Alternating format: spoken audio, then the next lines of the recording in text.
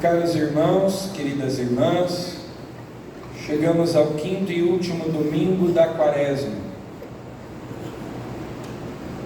Hoje começa uma nova fase, uma nova etapa dentro do tempo da Quaresma, que se chama Tempo da Paixão. Por isso as imagens, a partir de hoje, estão veladas, estão cobertas. A igreja quer nos ajudar a mergulhar no mistério da paixão. Vários elementos que tornam mais solene a liturgia vão sendo retirados desde o início da Quaresma, e agora também as imagens são cobertas para favorecer a nossa introspecção, o nosso recolhimento, a fim de nós vivermos, meditarmos sobre esse mistério da paixão, morte e ressurreição de Jesus. E hoje nós ouvimos o Evangelho da ressurreição de Lázaro. O Evangelho diz que Jesus era muito amigo de Lázaro, Marta e Maria. Jesus amava aquela família. Era o lugar onde ele se hospedava quando estava na Judeia, quando ia a Jerusalém. Betânia ficava perto de Jerusalém, então Jesus costumava ficar ali. Em Betânia, Jesus era de casa. Em Betânia, Jesus se sentia à vontade, assim como lá em Cafarnaum, a casa de Pedro se tornou a casa de Jesus. Porque ele diz: os pássaros têm ninho, as raposas têm tocas, mas o Filho do Homem não tem onde reclinar a cabeça. Então Jesus se hospedava na casa de amigos, de discípulos. E era o caso de Betânia, era o caso de Marta, Maria e Lázaro. Jesus ali se sentia à vontade.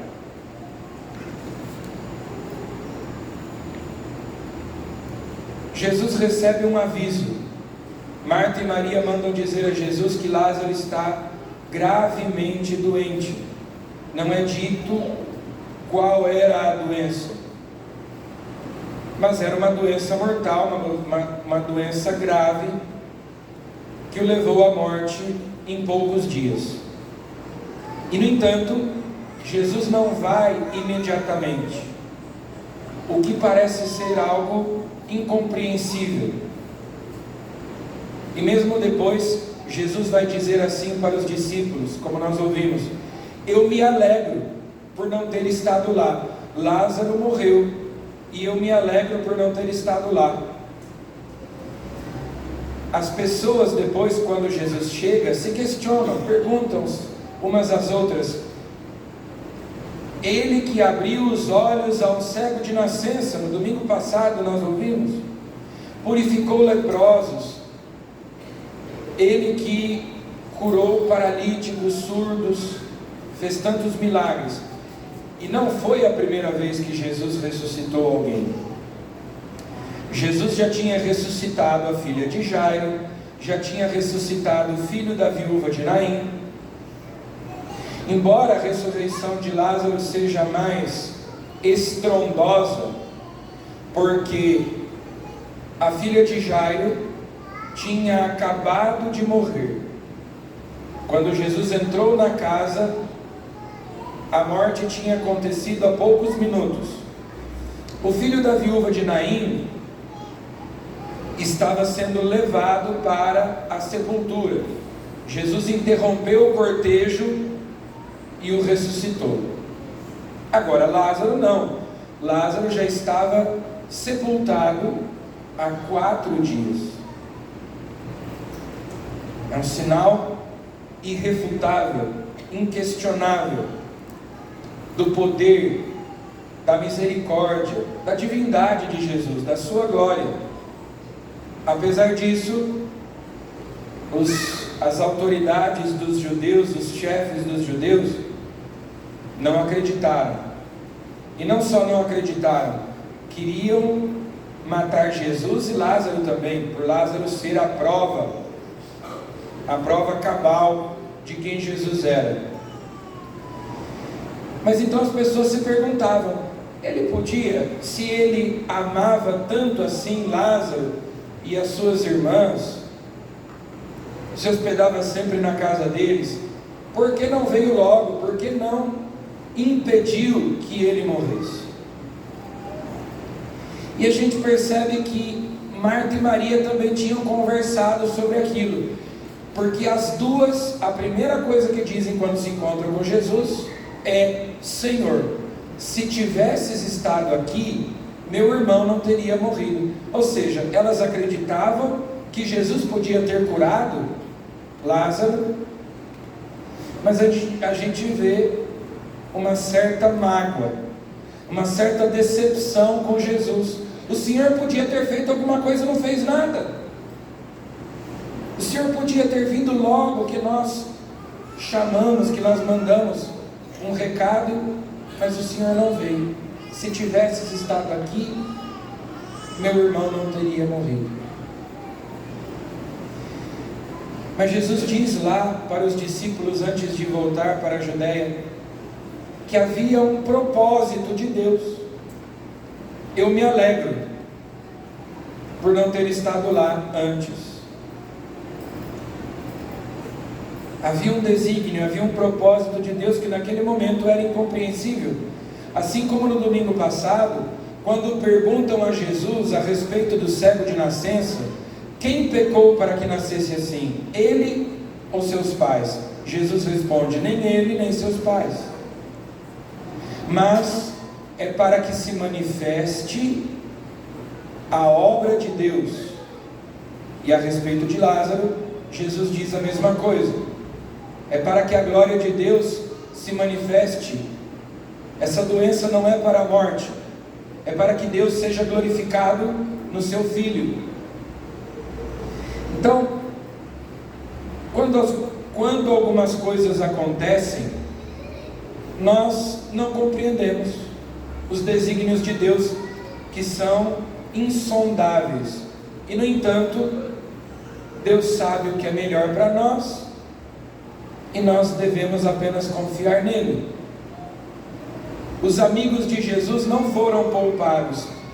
Jesus podia ter poupado todo aquele sofrimento, as duas irmãs chorando a morte do irmão, mas era preciso que fosse de outra maneira. Aliás, há uma história que se conta, uma anedota a respeito de Santa Teresa d'Ávila, é bem conhecida. Santa Teresa, a grande reformadora do Carmelo, lá no século XVI, na época em que ela viajava de cidade em cidade fundando mosteiros, dedicada à obra de Deus, espanhola. E um dia ela, numa dessas viagens a cavalo, aconteceu que o cavalo empinou no meio do caminho e jogou ela no chão, num lamaçal. Ela se sujou toda, provavelmente se machucou também, né? Porque ser jogada de cima de um cavalo. Então ela caiu no chão, se estatelou no chão e se lameou toda. E naquela situação ela disse para Jesus: Jesus, eu estou aqui fazendo isso pela tua obra, pela tua causa, eu estou a teu serviço, e o Senhor faz isso comigo, o Senhor permite que isso aconteça comigo. E Jesus teria respondido para ela: é assim que eu trato os meus amigos. Aí ela, espanhola, de gênio forte, respondeu para Jesus: é por isso que o Senhor tem tão poucos. Se é assim que o Senhor trata os amigos, é por isso que o Senhor tem poucos amigos. Nós, se somos amigos de Deus, não somos poupados de sofrimentos, de desafios, de enfermidades, de adversidades. No entanto, Jesus diz: se creres, disse para Marta, se creres, verás a glória de Deus. Havia um propósito para que fosse daquela maneira. E Jesus então vai, manda tirar a pedra, chama Lázaro com voz forte: Lázaro, vem para fora. A palavra poderosa de Jesus é o poder da palavra de Deus de nos ressuscitar, de nos trazer de volta à vida. Com estas mesmas palavras de Jesus, o pão e o vinho se transformam no corpo e no sangue de Cristo, quando são ditas as palavras de Jesus na consagração. Porque quando Deus diz, as coisas acontecem. Foi assim no princípio, na criação. Deus disse: faça-se a luz se fez. Então ele diz: Lázaro, vem para fora. O morto se levantou e veio. Jesus faz passar da morte para a vida quem ouve e acolhe a sua palavra. É o poder transformador, regenerador da palavra de Deus. Mas é importante que a gente se lembre: Lázaro, onde é que está Lázaro agora? Bom, nós acreditamos que Lázaro esteja no céu, aguardando a ressurreição, porque a ressurreição de Lázaro foi mais uma ressuscitação, e não propriamente ressurreição. Quando nós dizemos no credo: creio na ressurreição da carne, creio na ressurreição dos mortos, não é como a ressurreição de Lázaro, porque Lázaro ressuscitou, viveu mais alguns bons anos, cerca de 30 anos, segundo a tradição, foi até bispo de Chipre, mas depois morreu de novo. Então aquilo era só uma antecipação da morte. Todos pecaram, a morte é o salário do pecado.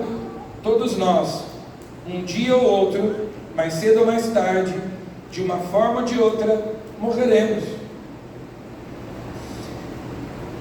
Então, quando Jesus ressuscita Lázaro, quando Jesus cura uma enfermidade, seja naquela época, seja agora, isso é uma manifestação do seu poder, da sua glória, da sua presença, é uma manifestação da bondade, da compaixão, da misericórdia, do amor de Deus para conosco.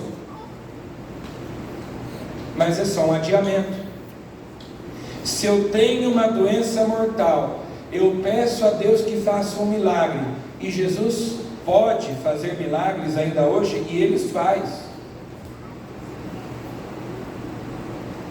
Mas se eu for curado dessa doença e não morrer dela, eu vou morrer de outra coisa, em outro momento, mas a morte chegará para mim. A ressurreição de Jesus foi diferente. Aquela ressurreição na qual nós dizemos que cremos é aquela que acontecerá no último dia, quando Cristo vier em poder e glória, na parousia. Então os mortos ressuscitarão, os que praticaram o bem, os que guardaram a fé em Jesus e perseveraram, morrendo em estado de graça, ressuscitarão para a vida eterna. E os que praticaram o mal, os que morreram em pecado mortal, esses ressuscitarão para a condenação eterna. É dessa ressurreição que se trata. São Paulo diz: o nosso corpo mortal será revestido de imortalidade, o nosso corpo corruptível será revestido de incorruptibilidade. Cristo, morto, não morre mais, vivo, vive eternamente. Essa é a verdadeira ressurreição. A fé em Jesus promete para nós a vida eterna. Quem crê em mim, disse Jesus para Marta, ainda que morra, viverá. Quem crê em mim, mesmo que morra, viverá. Nós podemos pedir a cura, nós podemos pedir milagres, mas é um tempo a mais. É um tempo a mais que Deus dá à pessoa. O que Ele quer nos dar mesmo é a vida eterna. O que importa de fato é a salvação da nossa alma. Essa é a vida mais importante. Essa é a saúde mais importante. Nós temos aqui os nossos catecúmenos, que hoje vão vivenciar o terceiro escrutínio. O batismo é uma ressurreição. Nós já nascemos mortos, porque nós nascemos com o pecado original. O batismo é uma ressurreição. No batismo nós já ressuscitamos espiritualmente. Nós somos sacramentalmente sepultados na morte com Cristo para ressuscitarmos com Ele. E nos é então comunicada a vida divina, a vida sobrenatural da graça, que é o princípio da vida eterna em nós, aqui neste mundo. É uma semente de imortalidade que nós recebemos no batismo. Quem crê em mim, mesmo que morra, viverá. Se creres, verás a glória de Deus. Nós vamos ver a glória de Deus um dia no céu. A sua glória aqui na terra é a graça que nos é dada, sobretudo no batismo. Por isso, aquele que é batizado e está em estado de graça tem vida sobrenatural. É a vida da graça, a vida de Deus em nós, como São Paulo disse na segunda leitura: embora os nossos corpos estejam feridos de morte por causa do pecado, o nosso espírito está cheio de vida, porque Cristo habita em nós. E se Cristo habita em nós, se o Espírito daquele que ressuscitou Jesus dentre os mortos habita em nós, nós vamos morrer um dia. É inevitável, é inescapável essa realidade. O nosso corpo vai morrer, mas se nós morremos em estado de graça, ou seja, espiritualmente vivos, quando ressuscitarmos, então viveremos para sempre com Deus. Por isso é que São João diz que há pecados que são para a morte. Há certos tipos de pecado que nós chamamos de pecados mortais.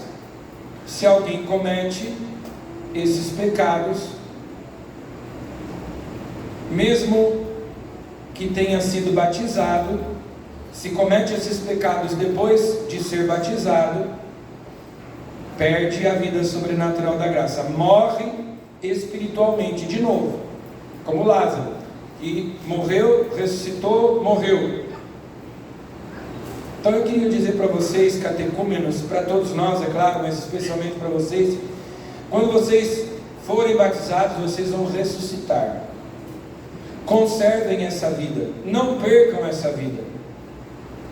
Se vocês pecarem, nós temos, graças a Deus, o sacramento da reconciliação, a confissão, para que, recebendo a absolvição sacramental, depois de terem confessado, arrependidos os pecados, a graça será novamente infundida na alma de vocês. Então, quantas vezes nós que já somos batizados, quantas vezes Jesus já nos ressuscitou, e quantas vezes nós, por negligência nossa, por falta de amor a Deus, morremos de novo, porque pecamos de novo, e Deus vai e nos ressuscita, e nós morremos de novo, e Deus nos ressuscita, e nós morremos de novo. Não deve ser assim. Nós devemos conservar a vida sobrenatural, a graça de Deus, nos manter bem vivos, porque São João fala da segunda morte, que é a condenação eterna. Essa sim deve nos preocupar, não a morte do nosso corpo. Outro dia eu falei para vocês sobre a Maria Eduarda, a Duda, lá de Juiz de Fora, que morreu aos 17 anos, no dia 17 de janeiro do ano passado. Ali pelos 13, 14 anos de idade, ela descobriu um câncer, se não me engano, nos ossos, E durante 3 anos, ela enfrentou essa doença com fé, inclusive converteu os próprios pais, a própria família. Ela era coroinha desde os 12 anos. Os pais eram católicos não praticantes, nem casados na igreja eram. E ela foi convertendo os pais, a família, com o seu testemunho de fé, mesmo em meio àquela doença agressiva, difícil. E houve um momento em que ela viveu a remissão da doença. Mas a doença voltou pouco tempo depois. E aí perguntavam para ela, inclusive os pais a questionavam: você, uma menina tão bonita, tão jovem, com uma vida inteira pela frente, agora a doença voltou, você não se revolta contra Deus por Ele não te ter curado, apesar de tanta oração? E ela dizia: eu quero a cura para quê? Há tanta gente que pede a Deus uma cura, recebe o milagre e depois se esquece de Deus, abandona Deus. Depois que conseguiu, depois que alcançou a graça, vira as costas para Deus. Eu prefiro continuar assim, se essa for a vontade de Deus, porque a vontade de Deus é perfeita. Mas continuar crendo, continuar amando a Deus, do que ser curada e abandonar Deus, como tanta gente faz. Então, a fé, quando vocês catecúmenos fizeram muito tempo atrás, no ano passado, no começo lá, na metade do ano, se não me engano foi, nós fizemos o rito de acolhida no catecumenato, e foi perguntado a vocês: que pedes à igreja de Deus? Vocês responderam: a fé. E aí o padre perguntou: e a fé o que te dá? Vocês responderam: a vida eterna. Então não é para nós termos algumas vantagens, alguns benefícios, alguns favores de Deus para a nossa vida aqui neste mundo. Claro que Ele nos favorece, claro que Ele nos beneficia. As curas podem acontecer, os milagres podem acontecer, mas de nada adianta tudo isso se nós perdermos a nossa alma, se nós nos condenarmos, se não perseverarmos na graça de Deus. Então vamos pedir a Jesus hoje a graça de sermos amigos de Deus, como Lázaro, como Marta, como Maria. Que a nossa casa, o nosso coração seja Betânia, seja um lugar onde Jesus encontre sempre acolhida, onde Jesus se sinta em casa, onde Jesus esteja à vontade. Sejamos verdadeiros amigos de Deus, mesmo nas tribulações, mesmo quando acontecem situações que nós não compreendemos, mesmo se nós não entendemos os planos, os desígnios de Deus, mas que nós conservemos a fé no nosso coração até chegar ao céu. Louvado seja nosso Senhor Jesus Cristo.